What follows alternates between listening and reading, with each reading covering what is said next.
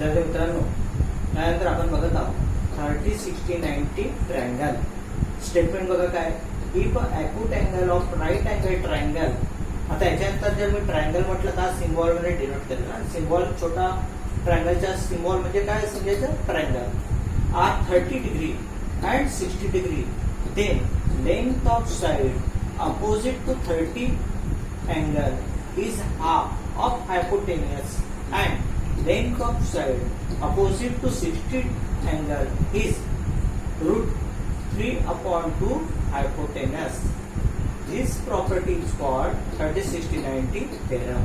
बघा एक right angle triangle आहे, ट्रायंगल एबीसी तिला दाखवली आपण. आता इथे अँगल बी आहे 90 degree, angle A 60, angle C 30. काय म्हटलं पहिलं statement, 30 degree and side opposite to 30 degree angle. हा 30 डिग्री आहे, याची अपोजिट साइड्स कोणती आहे, याची अपोजिट साइड्स आहे A B. Okay, in right angle in triangle ABC angle B 90, angle A 60, angle C 30. Side opposite to 30 degree काय म्हटलेलं आहे, side opposite to 30 degree half of hypotenuse. हायपोटेनसचा हाफ, याच्यात हायपोटेनस साइड कोणती आहे, ए सी. ओके, कसं समजलं तुम्हाला, लॉंगेस्ट साइड ऑफ ट्रायंगल, एक तर लॉंगेस्ट साइड समजा किंवा साइड अपोजिट टू 90 डिग्री. हा जो 90 डिग्री आहे याच्या अपोजिट साइड म्हणजे हायपोटेनस साइड.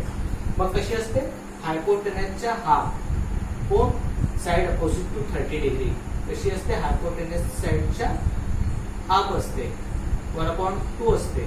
ओके, तर आता साइड अपोजिट टू 30 बघा कोणती आहे, A B. Okay, A B and hypotenuse side कोणती आहे, ए सी अपॉन 2. ओके, तर हा फॉर्म्युला तुम्हाला बेसिक फॉर्म्युला हा आहे, हा लर्न करायचा आहे तुम्हाला. Side opposite to 30 degree angle hypotenuse upon 2. Next side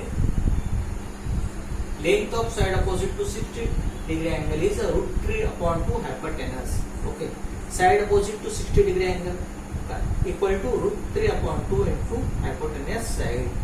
मग 60 डिग्रीच्या अपोजिट बघा कोण आहे, 60 डिग्रीच्या अपोजिट आहे BC. BC equal to √3 upon 2 into hypotenuse कोण आहे, एसी.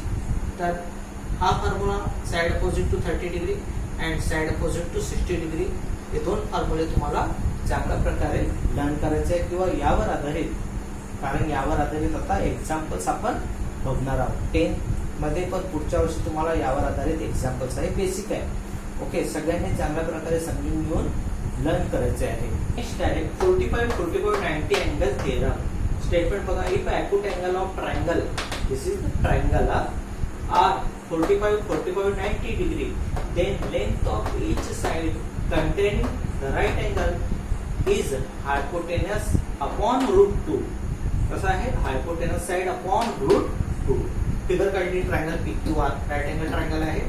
बघा आता इथे दोन अँगल कसे, हा राईट अँगल आहे म्हणजे हे दोन अँगल कसे आहे, 45, 45 दोन अँगल सेम, याच्या आता दोन साइड सेम. ओके, हा पी क्यू जेवढा आहे तेवढाच क्यू आर आहे, कारण की दोन अँगल सेम आहे. मग हे triangle P Q R, angle Q 90 degree, angle P 45, angle R 45. काय म्हटलेलं आहे, each side containing the right angle is hypotenuse upon 2. Side opposite to 45 degree. हा 45 च्या अपोजिट साइड कोण आहे, क्यू आर. क्यू आर हा 45 च्या अपोजिट साइड कोण आहे, पी क्यू. पी क्यू कशा प्रकारे दिलेला आहे, हायपोटेनस अपॉन √2. ओके, जर हायपोटेनस साइड कोण आहे, P R. P R upon √2. अशा प्रकारे बेसिक फॉर्म्युला हा आहे, side opposite to 45 degree equal to hypotenuse side upon √2.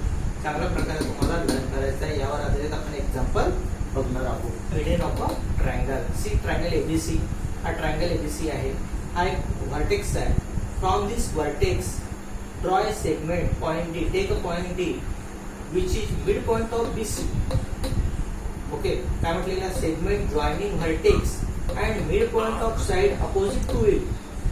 हा एक सेगमेंट जो व्हर्टेक्सला जॉईन करताय आणि त्या व्हर्टेक्सच्या अपोजिट साइड कोण, बीसी, त्याच्या मिड पॉइंट डी आणि डी ला जॉईन करताय, then it is called as a median of a triangle. याला काय म्हणू आपण, median, AD. So AD is a median. आता डी हा बीसीच्या, D is a mid point of, D आहे बीसीचा काय आहे मिड पॉइंट, त्यामुळे ह्या बीसीचे दोन इक्वल पार्ट झालेले आहेत बीडी आणि DC denoted by this symbol.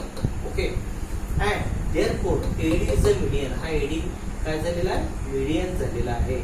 आता याची काही प्रॉपर्टीज पण आहे. काय the medians of triangle is concurrent and point of concurrence is called as a centroid which is denoted by capital जी.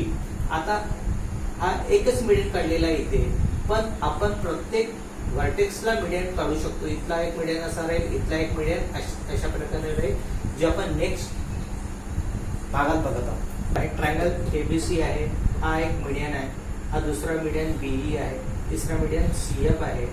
ते द पॉइंट ऑफ कॉन्करंट म्हणजे concurrent म्हणजे काय, हे तिन्ही मीडियन एकाच पॉइंट मध्ये काय होतात इंटरसेक्ट होतात, त्याला काय म्हणतात पॉइंट ऑफ कॉन्करंट. अँड हे मीडियन आहे म्हणून याला म्हणतात सेंट्रॉइड. ह्या कॉन्करंट पॉइंटला काय म्हणतात centroid and it is denoted by capital G. आता ह्या सेंट्रॉइडमुळे हा प्रत्येक मीडियनचे जे डिव्हिजन होत आहे डिवाइड होत आहे ते कोणत्या रेशोमध्ये होत्या 1:2.